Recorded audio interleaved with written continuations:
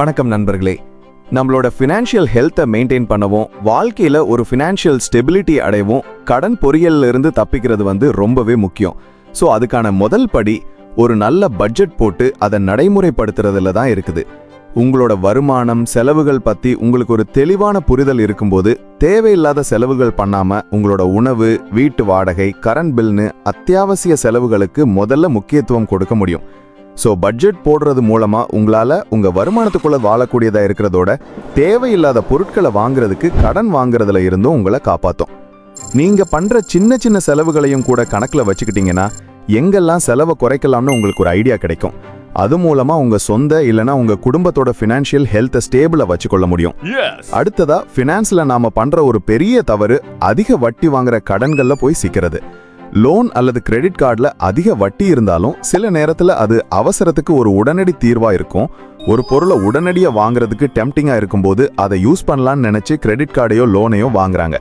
ஆனால் இந்த கடன்கள் சீக்கிரமே காம்பவுண்ட் ஆகி வளர்ந்து அசல் தொகையாக கூட திருப்பி செலுத்த முடியாத ஒரு சுழற்சிக்குள்ளே உங்களை மாட்டி விட்டுடும்.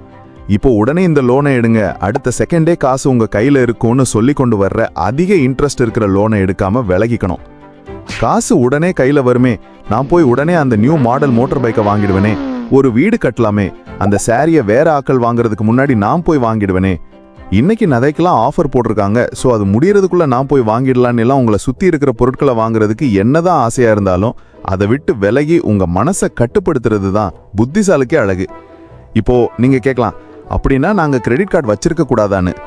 கிரெடிட் கார்டு வச்சிருக்கிறது நல்ல விஷயம்தான், ஆனா எல்லாம் ஒரு லிமிட்டோட இருக்கணும்.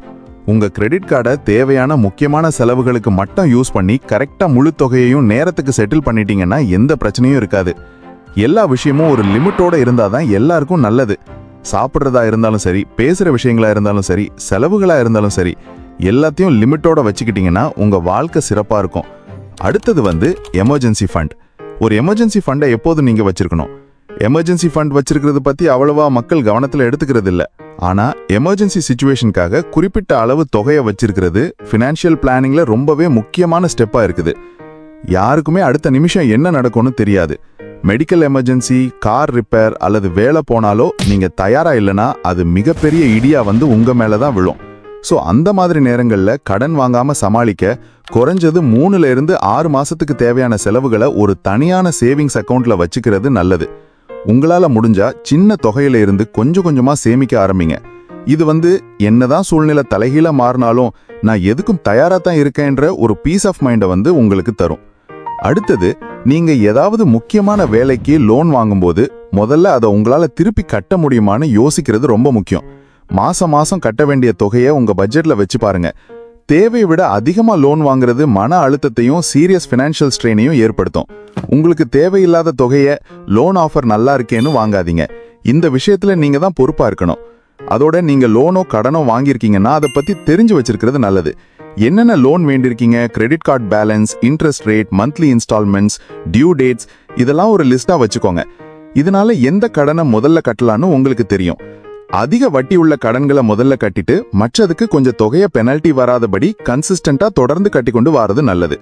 அதோட ஒரே நேரத்துல பல லோன்ஸை வாங்காம இருக்கிறதும் நல்லதான். பல கடன்களை மேனேஜ் பண்றது சிக்கலா இருக்கும். பில்ல கட்ட மறக்க வாய்ப்பு இருக்கு, அதனால வட்டி அதிகமாகும். இன்னொரு முக்கியமான விஷயம், புதுசா லோன் வாங்குறதுக்கு முன்னாடி பழைய கடன்களை அடைக்க பாருங்க. அதோட உங்களோட ஃபினான்ஷியல் சிச்சுவேஷனை உங்களால சமாளிக்க முடியலன்னா, அதாவது ஸ்ட்ரகிளா ஃபீல் பண்ணீங்கன்னா ஒரு ஃபினான்ஷியல் கவுன்சிலிங்கோ இல்லைன்னா நம்புகிற மாணவர்களிடம் ஆலோசனை கேட்கறதோ நல்லது. கடைசியா நீங்க உங்களோட ஃபினான்ஷியல் நாலேஜை வளர்த்துக்கணும். ஃபினான்ஷியல் ப்ராடக்ட்ஸ் பத்தியும் அதோட டேர்ம்ஸ் பத்தியும் கத்து வச்சிருக்கிறது கடன் பொறிகள்ல சிக்கப்படாம பாதுகாப்பா இருக்க உங்களுக்கு உதவும்.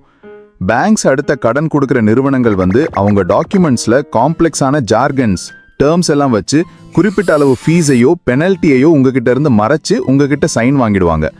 நீங்களும் டாக்குமெண்ட்டை முழுசா வாசிச்சு பார்க்காமலே சைனையும் வச்சிடுவீங்க.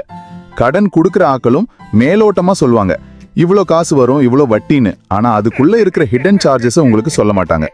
ஸோ நீங்க compound interest, processing fees, login period, early repayment charges மாதிரி ஃபினான்ஷியல் கான்செப்ட்ஸ் பத்தி தெரிஞ்சு வச்சுக்கிட்டீங்கன்னா உங்க ஃபினான்ஷியல் சிச்சுவேஷனுக்கு ஏற்ற பெஸ்ட் டிசிஷன்ஸை உங்களால எடுக்க முடியும். ஸோ இந்த பழக்கங்களை வளர்த்துக்கிட்டா நீங்க ஒரு வலுவான நிதி சுதந்திரத்தை அடைவீங்க. இதனால நீங்க கடன் பொறிகள்ல இருந்து தப்பிக்கிறது மட்டும் இல்லாம செல்வத்தை சேர்க்கவும் மன நிம்மதியோட வாழவும் கூடியதா இருக்கும். ஆனா இதை புரிஞ்சுக்கோங்க, கடனை தவிர்க்கிறது மட்டும் இலக்கு இல்ல. உங்க லைஃப் கோல்ஸ், உங்க ஹெல்த், உங்க ஃபியூச்சர் ட்ரீம்ஸ்க்கு ஏத்த மாதிரி பணத்தை மேனேஜ் பண்றது தான் உங்க கோலா இருக்கணும். உங்களோட ஃபினான்ஷியல் ஃப்ரீடம்காக நீங்க போடுற ஒவ்வொரு முயற்சியும் மதிப்பு மிக்கதுன்றதை எப்போதும் மறந்துடாதுங்க. ஸோ இவ்வளோதான் இந்த வீடியோ. இந்த வீடியோ பத்தின உங்க கருத்துக்களை கீழே கமெண்ட்ஸ்ல போட்டு விடுங்க ஃப்ரெண்ட்ஸ். இது மாதிரி உங்க ஃபினான்ஷியல் ஃப்ரீடம்க்கு உதவுற வீடியோஸை மிஸ் பண்ணாம பார்க்க சேனலுக்கு சப்ஸ்கிரைபும் பண்ணி விடுங்க. So see you in the next video. Goodbye. ありがとうございました。